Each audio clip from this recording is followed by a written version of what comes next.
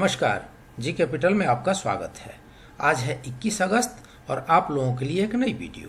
Friends, आज बात करेंगे एविएशन सेक्टर की कंपनी स्पाइस जेट के शेयर प्राइसेस के मूवमेंट की तथा इसके रेसिस्टेंस और सपोर्ट लेवल की। साथ में ही चर्चा की जाएगी इसके प्राइस टारगेट की, तो बने रहिए वीडियो में अंत तक। फ्रेंड्स, अगर इकोनॉमिक टाइम्स की खबरों की माने तो हवाई सफर होगा महंगा, सितंबर से बढ़ जाएगा एविएशन चार्ज। तो आज एक ताज़ा खबर है एविएशन सेक्टर के लिए।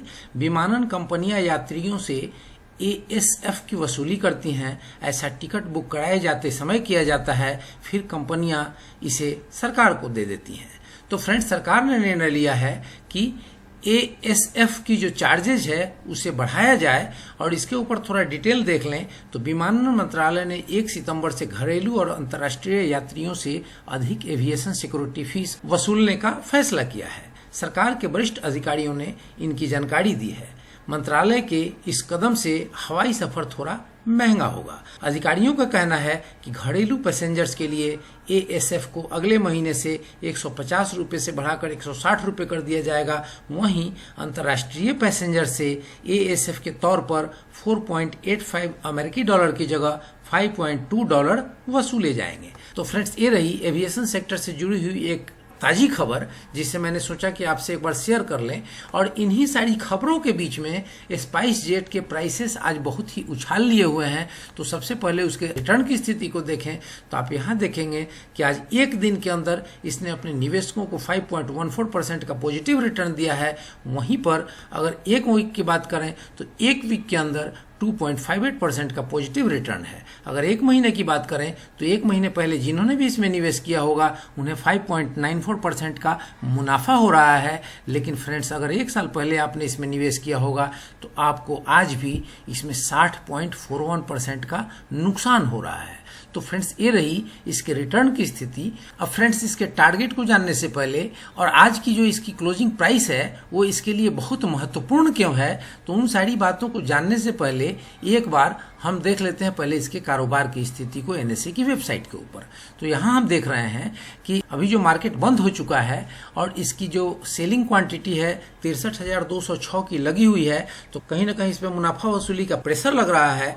लेकिन जो अगर क्वांटिटी को देखें 1,33,25,148 शेयर टोटल ट्रेड हुआ है, जिसमें से 52,34,274 शेयर की डिलीवरी भी हुई है। तो फ्रेंड्स, परसेंटेज ऑफ डिलीवरी जो है वो 39.28% है, जो एक स्ट्रॉन्ग डिलीवरी मानी जाएगी। तो फ्रेंड्स, इस ऑर्डर बुक को देख करके क्या लगता है? तो फ्रेंड्स, इस ऑर्डर बुक को देख करके एक मिले जुले संकेत मिल रहे हैं। एक तरफ तो प्राइस में मजबूती है, दूसरी तरफ सेलिंग क्वांटिटी बनी हुई है, बाइंग क्वांटिटी नहीं है, और तीसरी तरफ बहुत ह्यूज क्वांटिटी में ट्रेडिंग हुआ है और बहुत स्ट्रांग डिलीवरी है। तो संकेत मिले जुले हैं, ऊंट किसी भी करवट बैठ सकता है। तो फ्रेंड्स, फाइनल इसके टारगेट की ओर बढ़ने से पहले एक बार इसके प्राइस मूवमेंट को प्राइस चार्ट के ऊपर देख लेते हैं। तो फ्रेंड्स, यहाँ देख रहे हैं कि इसके RSI की जो वैल्यू है वह निकल के आ रही है 65, जो प्राइस में बहुत स्ट्रांगनेस दिखा रही है। और अगर MACD की बात करें तो MACD में जो बुलिश क्रॉसओवर बना था वो और मजबूत होता हुआ दिख रहा है। और फ्रेंड्स, इसके और प्राइस कैंडल की बात करें तो वो अभी इसमें मजबूती के संकेत दे रही है। फ्रेंड्स, लेकिन एक खास बात है आज के प्राइस कैंडल और प्राइस के मोमेंट के ऊपर। इस पर मैं आपका ध्यान आकर्षित करना चाहूँगा, जो आपके लिए बहुत बड़े मुनाफे का कारण बन सकता है अगर आपने इसको ध्यान से सुना और ध्यान से फॉलो किया। तो थोड़ा इसके लिए पीछे चलते हैं और पीछे हम चलते हैं। एक डेट है 9 जून 2020 का। 9 जून 2020 को इसने हाई बनाया था 61 रुपीस का, और तब इसके 100 डेज की एक्सपोनेंशियल मूविंग एवरेज का वैल्यू था 61.19 का। तो फ्रेंड्स, उस दिन इसने अपने 100 डेज के एक्सपोनेंशियल मूविंग एवरेज को क्रॉस करने की कोशिश की थी, लेकिन वहां से आप स्पष्ट रूप से देख रहे हैं कि वहां से ये रिजेक्ट हो चुका था। उसके बाद फ्रेंड्स, एक बार 50 डेज के एक्सपोनेंशियल मूविंग एवरेज के नीचे भी आया, लेकिन फिर से एक बार इसने अपने 50 डेज के एक्सपोनेंशियल मूविंग एवरेज को क्लेम कर लिया और इसी 50 डेज के एक्सपोनेंशियल मूविंग एवरेज के साथ लगातार कंसोलिडेट होते रहा। पिछला एक डेट है 27 जुलाई, जहां फिर से ये 50 डेज एक्सपोनेंशियल मूविंग एवरेज से नीचे चला गया और वहां से काफी नीचे रहा। लेकिन फ्रेंड्स, 12 अगस्त का एक डेट है जहां से इसमें बहुत एक तेजी दिखी और इसने अपने 50 डेज के एक्सपोनेंशियल मूविंग एवरेज को सिग्निफिकेंटली क्रॉस ही नहीं किया, इसने अपनी क्लोजिंग भी दी वो 50 डेज के एक्सपोनेंशियल मूविंग एवरेज के ऊपर दिया। और फ्रेंड्स यहीं से इसमें एक मजबूती आती है और यहीं से इसका जो 50 डेज का एक्सपोनेंशियल मूविंग एवरेज जो इसके लिए बहुत बड़ा रेसिस्टेंस बना हुआ था वह अब एक सपोर्ट का काम करना शुरू कर दिया। और आप देखेंगे कि 12 अगस्त से लेकर के और 20 अगस्त तक के आसपास ये लगभग उसी लेवल से ऊपर ऊपर ट्रेड करते रहा है और 20 अगस्त को फिर से इसमें एक बार प्राइस में अपसाइड रिवर्सल आई है और उस क्रम में इसने अपने 100 डेज के एक्सपोनेंशियल मूविंग एवरेज जिसकी वैल्यू 53 की निकल के आ रही है तो उसको इसने पार तो अवश्य किया लेकिन क्लोजिंग उसके नीचे आकर के हुई। तो फ्रेंड्स वहां से एक किस्म से ये रिजेक्ट हो गया था। लेकिन आज का ट्रेडिंग सेशन इसके लिए बहुत अहम है क्योंकि आज इसने अपने 100 डेज के एक्सपोनेंशियल मूविंग एवरेज को केवल क्रॉस ही नहीं किया है, इसने अपनी क्लोजिंग भी अपने 100 डेज के एक्सपोनेंशियल मूविंग एवरेज के ऊपर दिया है। तो फ्रेंड्स इस 100 डेज के एक्सपोनेंशियल मूविंग एवरेज के ऊपर क्लोजिंग देने का मतलब क्या होगा?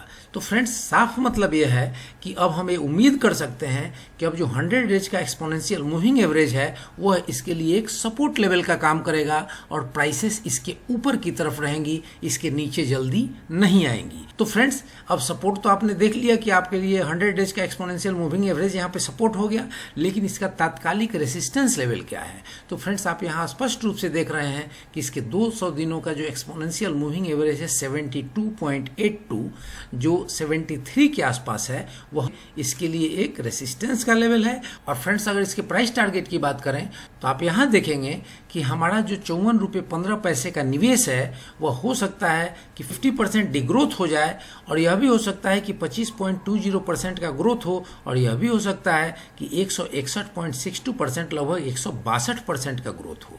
तो फ्रेंड्स ऐसी परिस्थिति में अगर रुपीस में कैलकुलेट किया जाए तो हमारा 54 रुपया हो सकता है कि 27 रुपये हो जाए या यह भी हो सकता है कि यह 67 रुपये 79 पैसे लगभग 68 रुपये हो जाए या यह भी हो सकता है कि इसकी टारगेट लगभग 141 रुपये 66 पैसे मतलब 142 रुपये के टारगेट को ये मीट कर जाए। तो फ्रेंड्स ये रही इसकी रिस्क रिवार्ड रेशियो और इस रिस्क रिवार्ड रेशियो को देखते हुए आप अपनी एक एनालिसिस करें, आप अपना एक रिसर्च करें और उस रिसर्च और उस एनालिसिस के ऊपर अगर इसमें निवेश आपका फिट बैठता हो तो ही इसमें निवेश संबंधी कोई फाइनल निर्णय लें। अब फ्रेंड्स हमसे कोई निजी एडवाइस चाहिए आपको और अगर जी कैपिटल से जुड़ना है तो आप gcapitalnews@gmail.com पर मेल कर सकते हैं।